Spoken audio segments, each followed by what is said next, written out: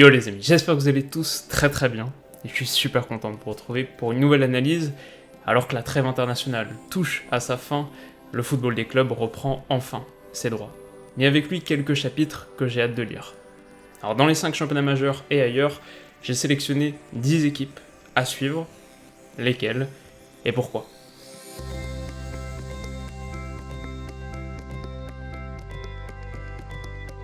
Alors ceux qui suivent la chaîne depuis quelques mois, au moins, savent bien sûr toute l'affection que j'ai pour Norwich. Très beau champion de Championship la saison dernière, 94 points et 93 buts marqués, de loin la meilleure attaque du second échelon, et il y a de bonnes raisons de penser que l'avenir sera radieux.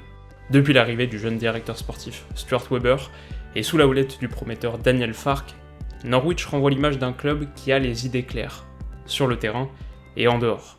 Bon, le Championship, c'est une ligue qui a déjà considérablement changé depuis quelques années, c'est pas peut-être la bataille de longs ballons qu'on imagine, mais Norwich y a pratiqué un jeu particulièrement offensif et séduisant.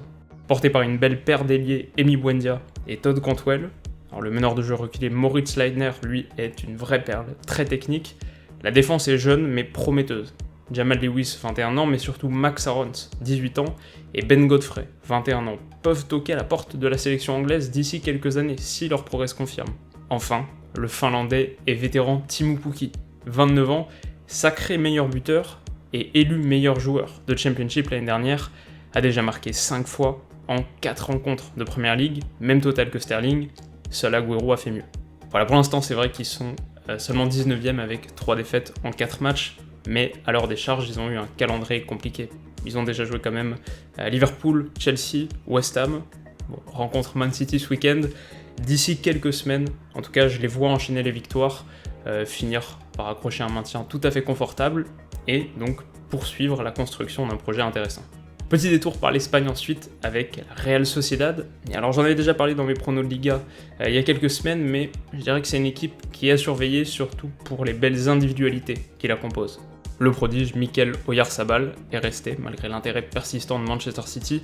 Igor Zubeldia, comme Mikel Merino, sont de jeunes joyaux basques qui pourraient ne pas s'éterniser. Et puis en plus d'Adnan Januzaj en quête de rédemption, les hommes d'Alguacil ont enregistré l'arrivée en prêt depuis le Real Madrid de Martin Odegaard, qui a bien rebondi en Eredivisie, qui finalement n'a que 20 ans. Enfin, il n'est pas encore titulaire, mais Alexander Isak, suédois de 19 ans, acheté à Dortmund, a tout d'un futur grand. Une mention pour Leicester, ensuite. Et alors là, le pitch est simple, c'est que le club croit fermement en ses chances d'aller accrocher le top 6. Alors, c'est ambitieux, c'est carrément ambitieux pour un club qui a terminé 9ème les 2 saisons précédentes, et à chaque fois à 16 puis à 14 points du 6ème, mais ils n'ont jamais semblé aussi forts que cette année. Alors James Maddison, arrivé l'été dernier, est un milieu offensif spectaculaire qui fait tout vite et bien. Jamie Vardy en a 10 de plus, mais il se redécouvre une seconde jeunesse, déjà 3 buts en 4 matchs. Chalar Soyuncu est plus qu'un remplaçant adéquat pour Maguire. Chilwell Ricardo Pereira, c'est une très belle paire de latéraux. Parmi les recrues, on attend beaucoup d'Yuri Tielemans, Dennis Praet et Ayosi Perez. Voilà, la saison a très bien démarré pour Leicester avec 2 victoires et 2 nuls en 4 matchs. Ça aurait même pu être un peu plus, tant ils ont été bons à Stamford Bridge. Cette saison, ils joueront sans la distraction d'une Coupe d'Europe. Et je dirais qu'en Première Ligue, c'est encore plus une donnée majeure qu'ailleurs. Rendez-vous samedi à 16h pour un déplacement à Old Trafford, qui a peut-être un avant-goût de passation de pouvoir. 7ème place, et encore une fois, c'est pas la première fois qu'on en parle sur la chaîne, mais j'ai choisi Lyon. Alors, ça avait très bien commencé, la suite a été franchement mauvaise, et c'est difficile d'avoir une lecture moins binaire que ça, tant le contenu a changé du tout au tout. Alors que Silvinho cherche à rendre son OL protagoniste et acteur principal des rencontres grâce à une philosophie de jeu claire, l'intensité sans ballon et le changement d'état d'esprit qui a caractérisé les 2 premières journées a totalement disparu sur les 2 suivantes, où on a vu des Lyonnais émoussés, rechignant à faire les efforts. Voilà, personnellement, en tant que supporter, j'ai forcément trouvé ça très frustrant. Après, c'est aussi pour ça que cette équipe est intéressante à suivre. Parce que là, au-delà des individualités, il s'agit bien d'un collectif qui doit se transformer, un collectif qui doit se réinventer et dont on cherche finalement à reprogrammer les valeurs. Alors voilà, on dit souvent que la jeunesse est flexible, accueille bien le changement, on a l'occasion de le vérifier. Alors en parlant de jeunesse et d'individualité à surveiller, peu de clubs présentent autant de matière brute et brillante que Lille, où on espère voir naître des diamants. À 19 ans seulement, le latéral gauche croate Domagoj Bradarić et le portugais Thiago Diallo surtout ne seront peut-être pas toujours titulaires, mais il y a de la matière. Renato Sanchez doit faire renaître sa carrière. Yazidje, pas très bien parti, a pourtant un talent fou. Victor Osimhen est déjà une révélation.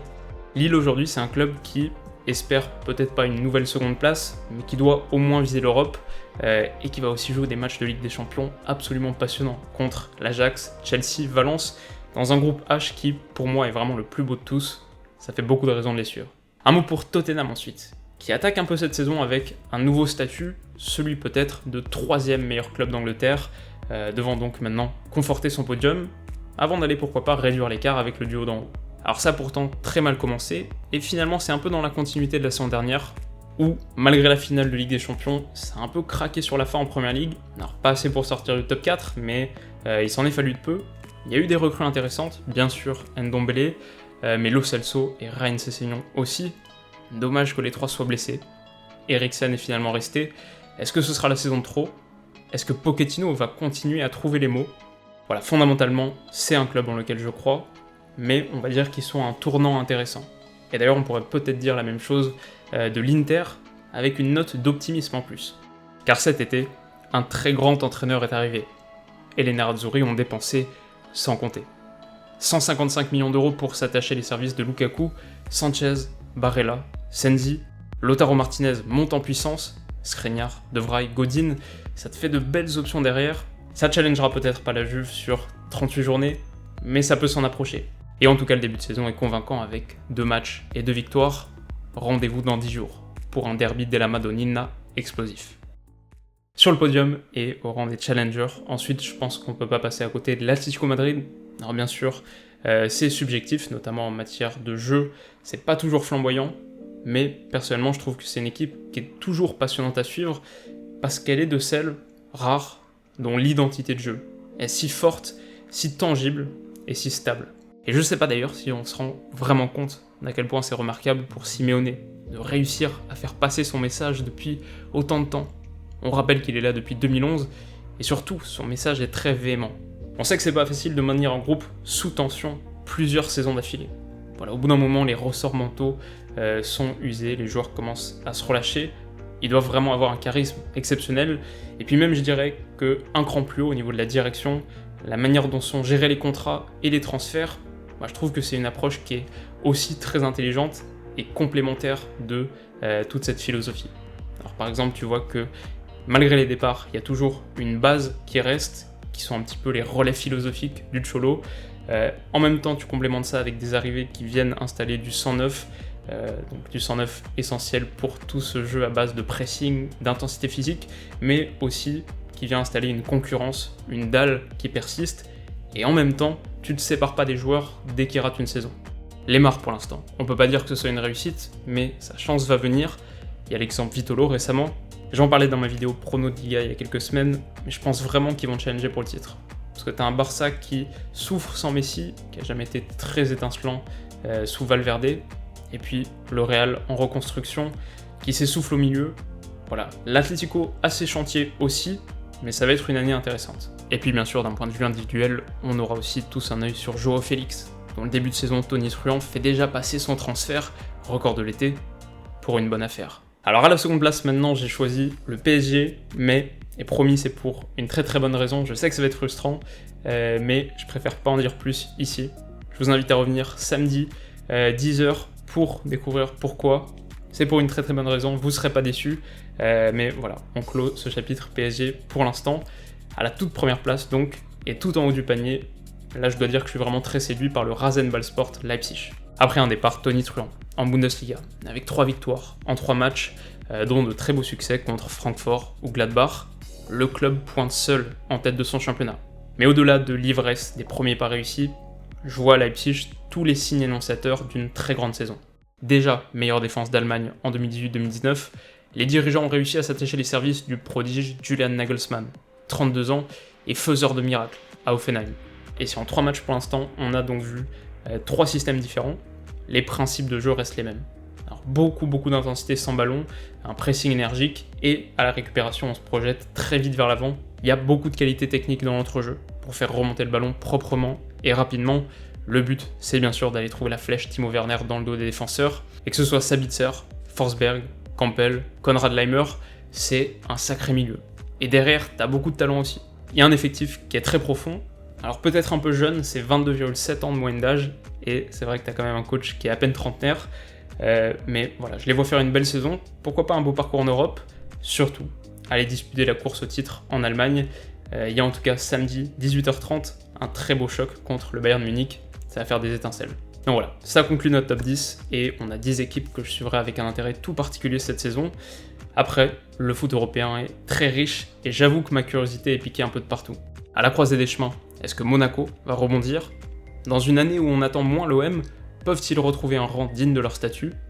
Très intrigué également par l'équilibre que parviendra ou non à trouver Arsenal. Belle opportunité pour la jeunesse de Chelsea. Comment cohabiteront la Juve et Sarri? Enfin, on a, entre Real et Barça, deux mammouths convalescents. Attention à la bête blessée. Bon, j'ai pas mentionné Nice parce que j'ai consacré une vidéo entière samedi dernier, mais c'est peut-être le projet à suivre en Ligue 1. Est-ce que Rennes peut transformer son triomphe de l'an dernier en quelque chose de pérenne? Reims, sans bruit, a déjà fait tomber Marseille et Lille. Quid de Dortmund, du Bayern, de tant d'autres. Le foot est un générateur d'histoire phénoménal. Et j'ai hâte de lire ce nouvel opus. Voilà, en tout cas les amis, si cette vidéo vous a plu, n'hésitez pas à mettre un petit pouce bleu. Si ce genre de contenu vous intéresse, que vous voulez pas rater l'analyse de samedi, très grosse analyse en perspective, donc comme vous l'aurez compris, vous pouvez aussi vous abonner à la chaîne, ça me fait toujours très plaisir. Et puis dernière chose, comme vous l'avez peut-être vu en début de semaine, j'ai lancé ma page Patreon. Alors c'est une page où vous pouvez me soutenir financièrement en échange de tout un tas de contenus additionnels. Alors j'ai déjà enregistré le premier épisode de mon nouveau podcast, le Willow FC. J'ai publié mon premier volet d'observation au format Word sur la saison 2019-2020 et vos retours sont incroyables. À l'heure où je m'enregistre, on est déjà 249 sur la page, ce qui est super. Si et seulement si vous êtes dans une situation financière confortable, que les contreparties vous intéressent et que vous voulez soutenir ma voix dans le paysage médiatique, footballistique, n'hésitez pas à aller faire un petit tour dessus, le lien est en description. Quoi qu'il en soit, et de notre côté on se retrouve bien sûr très vite pour la suite. Alors d'ici là, comme d'habitude, passez évidemment une super soirée, une excellente fin de semaine, prenez soin de vous surtout. Bisous.